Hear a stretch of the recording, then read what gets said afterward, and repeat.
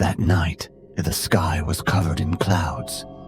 There was no moon. Even the stars had hidden. Amir and his friends, Nats and Ken, went to the neighborhood playground after school. It was late, but the weather was cool and fun. They took turns on the swings, competing to see who could swing the highest. Just then, a strange sound came from the forest at the edge of the park. A snap. "Did you hear that?" asked Nez.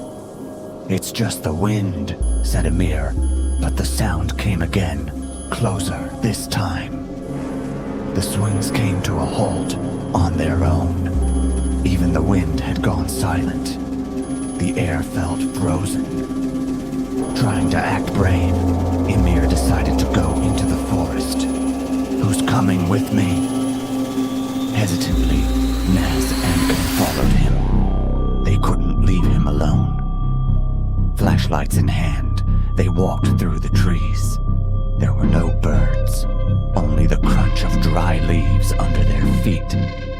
Soon, they came across an old, rotting cabin made of broken wood. The windows were shattered. The door was half open. From inside, a whisper called out, "Find me." Scared but curious, Emir opened the door. Inside was a dusty table, walls marked with strange symbols, and an old book glowing with a strange light. Emir opened the book. On the first page, it read, "Every child who stays in this cabin speaks to shadows in their sleep, but if they wake, the shadow becomes real." Suddenly, a long black hand slid out from under the table and touched Emir's ankle. "Something touched me," he screamed. A shadow rose from the floor, a dark figure with no eyes. It had felt like it saw everything. Its voice came from both far away and inside their heads. "The one who opens the book leaves their soul. The one who closes it never returns." The door slammed shut. The flashlights went out. Outside the window, the forest was gone, replaced by endless blackness.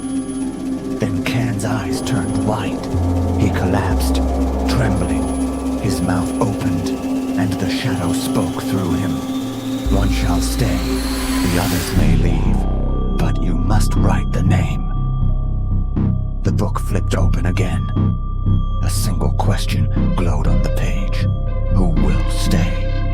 Time froze. Instead of ticking clocks, they heard children crying and metal scraping. Naz slowly took the pen. She looked at Emir, tears in her eyes, and wrote a name, Emir. The book slammed shut. The shadow rose into light and entered Emir's body. His eyes turned black. He wasn't Emir anymore. The door creaked open. Naz and Ken ran out into the night. But when they turned back, the cabin was gone. They ran to the park, but the swings were old and rusted, like they'd been abandoned for years. The next day, Emir was missing. His family searched everywhere. Naz and Ken never told anyone what happened, because anyone who did disappeared. Years later, someone walked by that park at night and saw a boy sitting alone on a swing. The boy looked up and whispered, "Will you read the